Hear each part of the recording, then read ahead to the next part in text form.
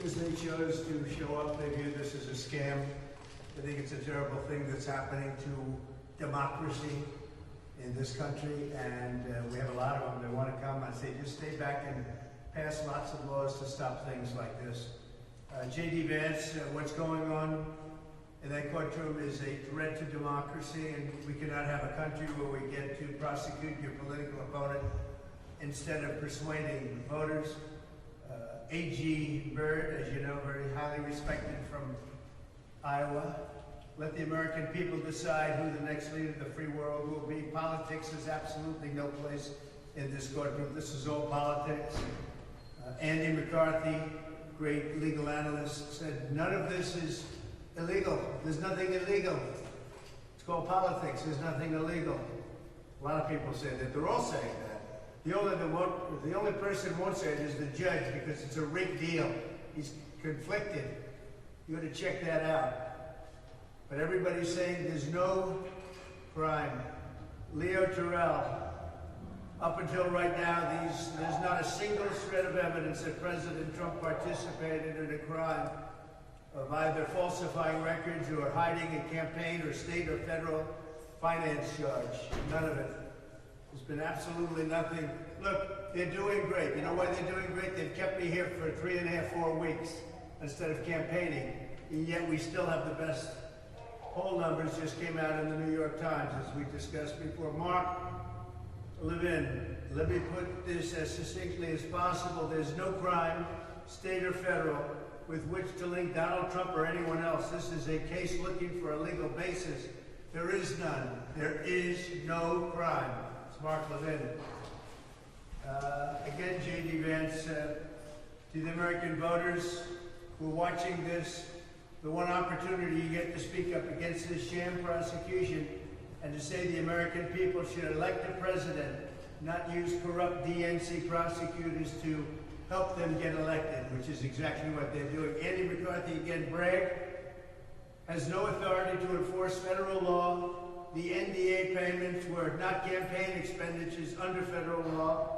That's why the FEC and DOJ, which do have exclusive authority to enforce federal law, took absolutely no action against Trump. They took no action against me. They looked at it, they said it's fine. The only one that did is Soros-backed DA Bragg, who turned down the case. By the way, he turned down the case, and it could have been brought 6 years ago, 7 years ago, almost 8 years ago. They bring it right in the middle of my presidential campaign. Bragg. He said we had no case. You know, if you go back, take a look at your earlier records. When he came into office, he turned it down and he was angry because of what took place. When he saw that they were going to use this scam, he was angry. Even Michael Smirkanish of CNN, a person 4 or 5 weeks into a trial ought to be told exactly that which they're being prosecuted for, and that hasn't happened. You know why it happened? Because it didn't happen for one very simple reason, because there is no crime. Here's Mark Thiessen. I don't think things are going very well for the prosecution in the court of law. And in the court of public opinion, they're doing even worse. Matt Whitaker, another day at trial, and they're keeping the president off the campaign trail. Byron York on the hush money trial, which is not hush money.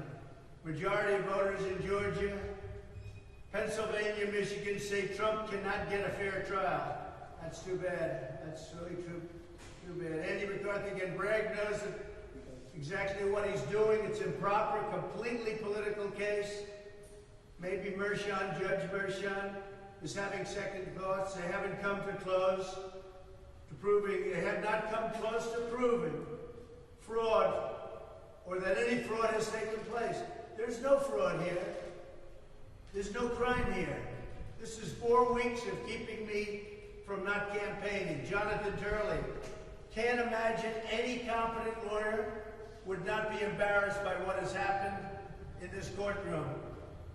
This day is truly going to go down as a day of infamy for the New York legal system, which is true. The whole world is laughing now at the New York weaponized legal system. Watching this unfold in that courtroom as a lawyer is really deeply disturbing. They keep on referring to these documents. The documents don't move the ball. the documents show that the NDA and a payment that is not in dispute, this is Jonathan Turley. They're not unlawful, and as a federal campaign contribution, there is absolutely no problem. There's no problem here. You know, the FEC wrote this off. FEC, the Elections Commission, Federal Elections Commission, they looked at this years ago, and they took a pass. They said there's no problem here. Tim Scott, objective is to keep Trump off the campaign trail. That's all they're trying to do, keep him off the campaign trail. Here's the New York Times that just came out a little while ago, where we're leading in every state, in the 5 key states, we're leading very substantially, I might add. So it's really a very sad day for the country. It's sad for New York. I mean, New York, that a judge who's highly conflicted at a level that nobody's seen before can possibly, just think of it, and you should go out and check it out.